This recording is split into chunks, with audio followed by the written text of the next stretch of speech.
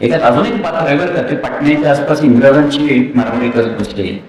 तो आहे अली गौहर, तो आहे मुघलच आहे तो. त्याला नंतर मराठ्याने आणून बादशाह म्हणून बसवला, तो एक पात्र तिथं बसलेले. पण शुजा उठवल्याचे 20,000 लोक अर्थात एवढे पानिपतला नव्हते, कारण त्यांची आल्यांची संख्या खूप कमी. परंतु शुजा उठवल्याचे लोक हे आले, अब्दालीच्या बरोबर आले, नजीब खान बघायला मिळाला. अब्दालीचा येऊन अंतर्वेदीत पूर्ण जय्यत पॅटर्निशी बसलेला होता. मराठ्यांना कदाचित त्या तोफखान्यावर असेल, परंतु ती ओलांडायला मात्र मिळाला आणि मराठी आग्र्यात आले. गंभीर नदी ओलांडता आली नाही म्हणून 1 महिना करायचं काय म्हणून काही लोक मुचकुंद तीर्थावर जाऊन पूजा अर्चा करून आले. तिथं जे तीर्थ जे होती ते तीर्थन करणार काय होत नाही, शेवटी आलेले आहेत तिथं आणि तीर्थांवर जाणं आवश्यक असतं त्याच्यात, आणि गुडघे होतेच बरोबर सगळ्या. आणि मग ती गंभीर ओलांडून आग्रा आल्या की नंतर यमुना ओलांडता येत नाही म्हणताना नाही मंडळी ऑगस्ट सप्टेंबरमध्ये दिल्लीत आली. दिल्लीचा किल्ला हा मराठ्यांनी जिंकून घेतला. दिल्लीला जो तिथला जो बादशाह त्याला बडतर्फ करावं लागलं त्यांना. त्याचं नाव होतं शहाजहान सानी, लहान छोटा शहा. आणि मराठ्यांनी तिथं आता दिल्लीच्या आल्याच्या नंतर पहिली गोष्ट म्हणजे जो काही पैसा कमी पडत होता, रसद मिळत नव्हतं, रसद पाठीमागणं येत असते, सप्लायज पाठीमाग असतात, वर्णतही सप्लाय आपल्याला येणार नाही. पाठीमागणं जाणारे सगळे सप्लायज आहेत ते सगळे मराठ्यांच्या नद्यांच्या पुढे ब्लॉक झालेले. एकदा नदी तुम्ही ओलांडून केलं की घेणार, त्यामुळे पैसे लोकांच्याकडे नव्हते, जनावर मरत नव्हती. मी मगाशी सांगितलं तसं तमाशा नावाच्या एका रोगाने घोडे मेले, त्यांची 10,000 घोडे मेले, ती अब्दाली कसं मेले. परंतु दिल्लीत आल्याच्या नंतर पहिल्यांदा मराठ्यांनी दिल्लीचे जे मुघलांचं तख्त आहे त्या तख्ताचा वरचा चांदीचा पत्रा काढला, तो काढली, चांदी केली, त्याचे रुपये केले आणि ते लोकांना पगार म्हणून. दिल्लीत आल्यावर हे मात्र मिळतं बरं का, पैसे बिसे मिळतात तिथं. एक गोष्ट ती ह्याच्यातून झाली की निदान अन्नधान्याची परिस्थिती ही दिल्लीत आल्यामुळे सुधारली होती. परंतु बाकी परिस्थिती नेमकी काय होती, एक म्हणजे मराठे दिल्लीत आल्याच्या नंतर कोणी लोकांनी कन्या पिकवल्या की त्याचा विश्वास रावाला बादशाह करणार. त्यामुळे सगळ्यात बिथरले, सुरतमध्ये ज्या बिथरल्या तिकडे राजपूत लोक बिथरले की मराठी खरंच का विश्वासरावाला म्हणून तिथं बादशाह करतायत, त्यामुळे सगळे लोक आपल्या विरुद्ध जातील अशा एकूण तयारीनं या सगळ्या मराठ्यांनी तिथं हा जो नव्हता तिथं दिल्लीत अलीगढ तोपर्यंत दिल्लीत नव्हता आलेला, पण तो बादशाह असं घोषित केलं. म्हणजे यांचा त्रास थांबला, या सगळ्या राजपूतांचा वगैरे त्रास थांबला. त्याचा मुलगा मात्र तिथं होता, त्याचं नाव होतं जवाहर मलिक. त्याला युवराज म्हणून बसवलं त्यांनी तिथं, शहजादात मोठा होता त्याला तिथं बसवला. त्याच्यानंतर नाणी पाडायची असतात ती नाणी पाडली, फात्या हा गंज पडला, असे सगळे मिरवणुका काढल्या दिल्लीत. मराठ्यांनी त्या अब्दाली बघतोय सगळे काय चाललंय मराठ्यांचं, हे सगळे पलीकडून. तिथे ती यमुनेच्या पलीकडची गाव आहे ना, त्याच्यात अगदी जवळचं गाव आहे, त्याचं नाव आहे लुणी. या लुणीवर अब्दालीचा मुक्काम 20 दिवस होता. त्याच्या पुढचं जे गाव आहे त्याचं नाव आहे पाकपत. त्याच्या पुढचं गाव आहे त्याचं नाव आहे भटव. त्याच्या पुढं गाव आहे त्याचं नाव आहे शावळी. त्याच्या पुढचं गाव आहे घोसगड. तिथनं मग आपल्याला सारंगपुरावरून जावं लागतं डेहराडून. या अब्दालीची सेना जी आहे ना, त्याला यमुना ओलांडता येत नव्हती त्यावेळेला. यमुनेचं पाणी खूप वाढलेलं आणि त्यामुळे अब्दालीची सेना ही यमुनेच्या पूर्व तीरावर येऊन बसली आणि मराठी दिल्लीत येतात. दिल्लीत येतं समोर शहाजहानाच्या इथं स्वतः अब्दाली आल्या. लोक बघतायत एकमेकाला.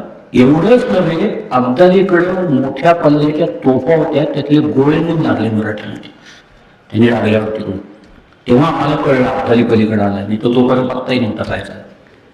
अब्दालीच्या हालचाली मोठ्या आहेत, लक्षण हालचाली आहेत. आमच्या आधी शांतपणे सगळे हालचाली चाललेल्या आहेत.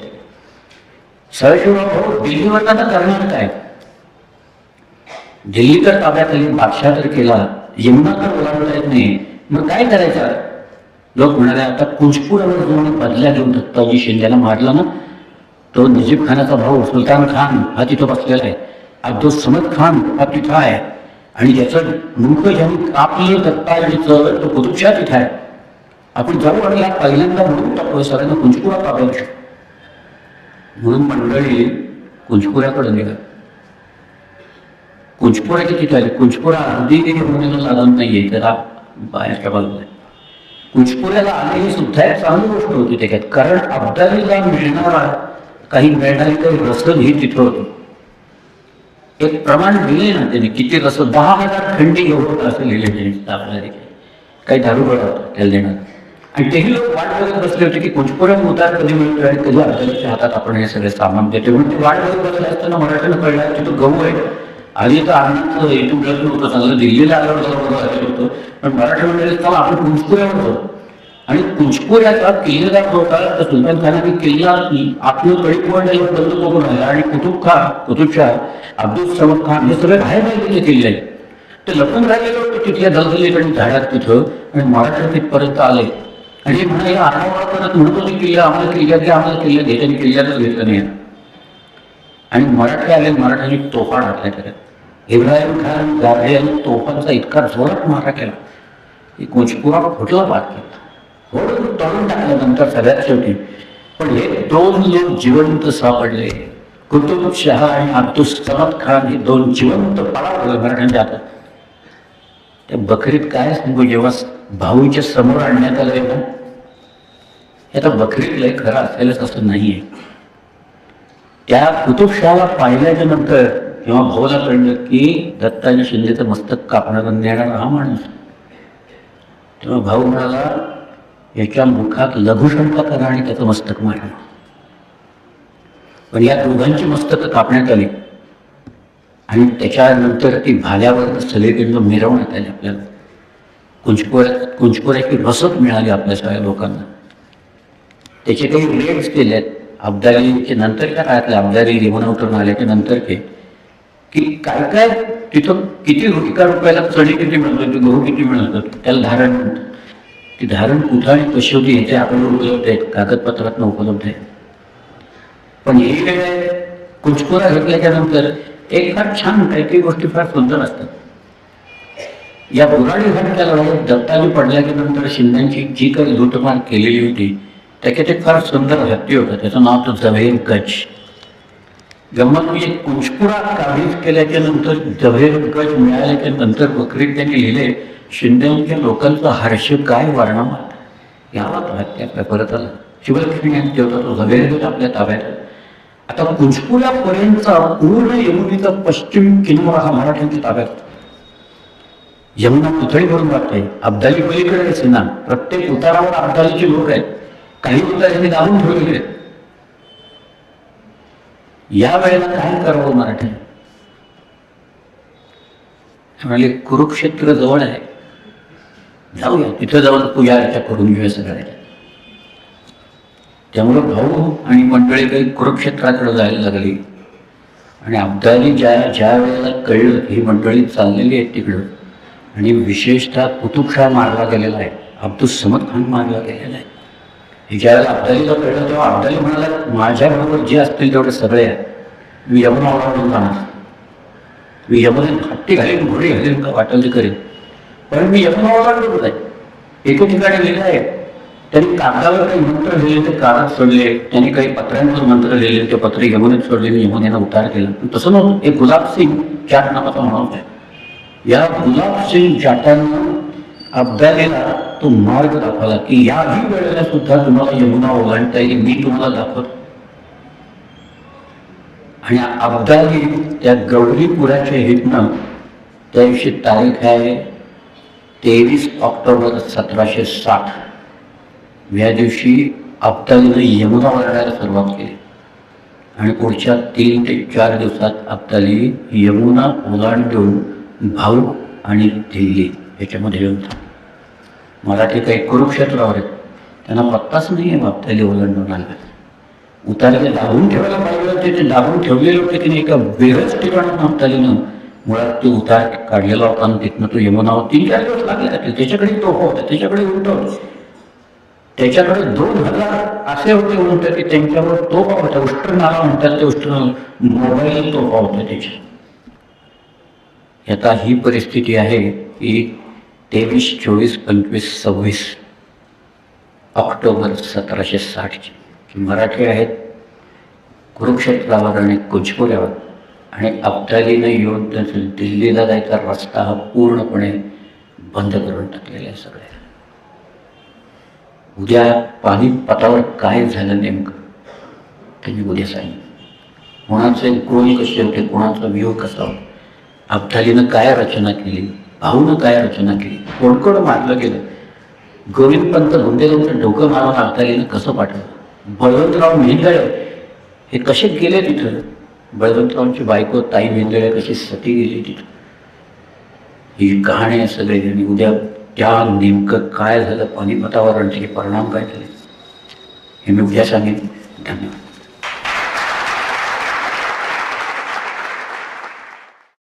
आदिशक्ती तुळजा भवानी.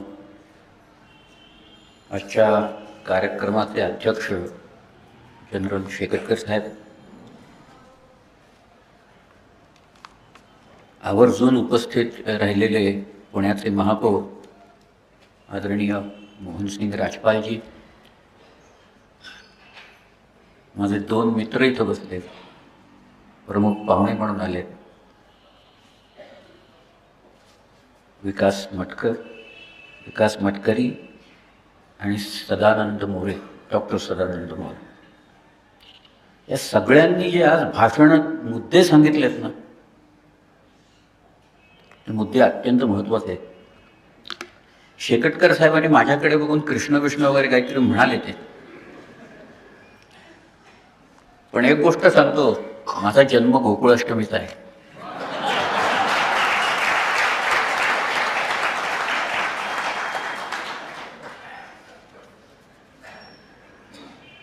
डॉक्टर सदानंद मोरे यांनी खूपच उत्तम मुद्दे मांडले. गेले 2-3 दिवस मी बघतोय, त्यांनी मला एक पुस्तक लिहा म्हणून सांगितलं. खरं पानिपतवर लिहिणं हे काही सोपं काम नाही आहे, त्याला हजारो कागद वाचावे लागतील, मोडीतले पाहावे लागतील, पण त्यातलं बरंचसं काम आमच्या पांडुरंगराव बलकवडेंनी केलेलं आहे. या स्वारीचा हिशोब सगळा काढलेला आहे त्यांनी. काय गेले काही वर्ष ते पेशवा दफ्तरात जाऊन मोडीतले इतके कागद वाचतायत, त्यातून त्यांनी अभूतपूर्व माहिती ही त्यांनी जमा केलेली आहे. पुढच्या काही दिवसात ते प्रकाशित करणार आहे. एक उत्कृष्ट साधन, संदर्भ त्यातून आपल्याला मिळतील असं मला निश्चित वाटतं. गेले 3 दिवस तुम्ही इतक्या मोठ्या संख्येने इथं आलात, खरं म्हणजे मी सगळ्यांना धन्यवाद देतो. कदाचित भारत इतिहास संशोधक मंडळाच्या इतिहासात आजवर कधी अशी गोष्ट घडलेली नाही. बाहेर स्क्रीन लावा, मग तो अपुरा पडतोय म्हणून पाठीमागे लावा. 5:15 वाजल्यापासून माणसं इथं येत आहेत, बसतायत. 3-3 तास माणसं न उठता बसतायत. हे केवळ पानिपत. काय काय नेमकं झालं पानिपतला, पानिपत कसं झालं, मराठी मनाला बेचैन करणारे प्रश्न आहेत सगळे. आणि त्यामुळे मंडळी येतात, तरुण मंडळी येत आहेत. गैरसोय असतानाही बघा बसलेत कुठं मंडळीत, म्हणजे गैरसोय झालेली असतानाही काय नेमकं पानिपतचं आहे, कसं घडलं, काय घडलं हे ऐकण्यासाठी येतात. दुसरी गैरसोय मला माहिती होती की भूगोल मला दिसतोय सगळं, काय मला डोळ्यासमोर भूगोल आहे, मी हिंडलोय सगळा भाग, त्यामुळे माझ्या डोळ्यासमोर भूगोल येतो. दिल्लीपासून जर का यमुना आणखी गंगा हा जो द्वाब आहे त्याच्यावर आपण जर का यमुनेच्या पश्चिम तीरावरनं जायला लागलो तर सोनेपत, दिल्ली सोडले की सोनेपत, ललेरे, कनौर, समालखां, पानिपत, घरौंदा, कर्नाळ, कुंजपुरा वगैरे बरीच गावं लागतात सगळ्याची. प्रत्येक गावात काही ना काहीतरी इतिहास घडलेला आहे. यमुनेच्या जर का पूर्व तीरावरनं तुम्ही जायला लागलात तर लुणी, बागपत, बटोत, शामली, सहारनपूर, त्याच्याही पलीकडनं जायला लागलात तर तुम्हाला मेरठ, मुझफ्फरनगर, रुरकी, हरिद्वार, ऋषिकेश, पार डेहराडूनपर्यंत हे रस्ते जातात. हा भूगोल डोळ्यासमोर आला नाही तर आपल्या डोळ्यासमोर एक चित्र स्पष्ट होणार नाही की तो कुठनं ओलांडतोय, नदी कुठनं ओलांडतोय, पूर्वेकडनं पश्चिमेकडे येतोय का पश्चिमेकडनं पूर्वेकडे जातोय, हे कळणार नाही. आणि याच्यासाठी म्हणून कदाचित आम्ही ह्यावेळेला वेळ मिळाला नाही, खूप घाईत आम्ही कार्यक्रम केला. परंतु आपण वर्षभर हे कार्यक्रम करणार आहोत, त्यामुळे पुढच्या वेळेला जो कार्यक्रम आपल्या समोर येईल त्यावेळेला मी मॅपवरच सगळं समजावून सांगेन कुठं काय आहे नेमकं.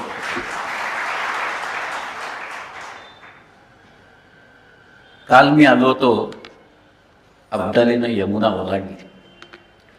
जी गोष्ट मराठ्यांना जमलेली नव्हती ती अब्दालीनं करून दाखवली. अब्दालीला काही लोक मिळाले तिथले,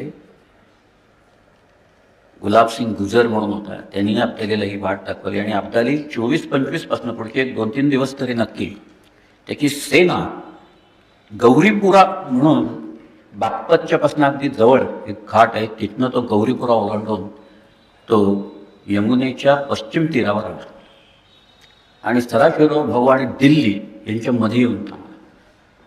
काही लोक आपले कुरुक्षेत्राला गेले होते, पण त्यांना कळलं अब्दाली आलेला आहे, त्यामुळे भाऊ आणि सगळी मंडळी परत फिरली आणि ती पानिपतच्या तिथं आली आणि दोन्ही सैन्यांची थोडीफार चकमक झाली. आणि अंदाज घ्यायला असतात, ही चकमकी अंदाज घ्यायला असतात की यांची मानसिक तयारी पूर्ण झालेली आहे का नाही लोकांची. त्यामुळे ती चकमक झाल्या की नंतर भाऊ थोडा मागा हटला आणि पानपत गावाजवळ आले सगळे.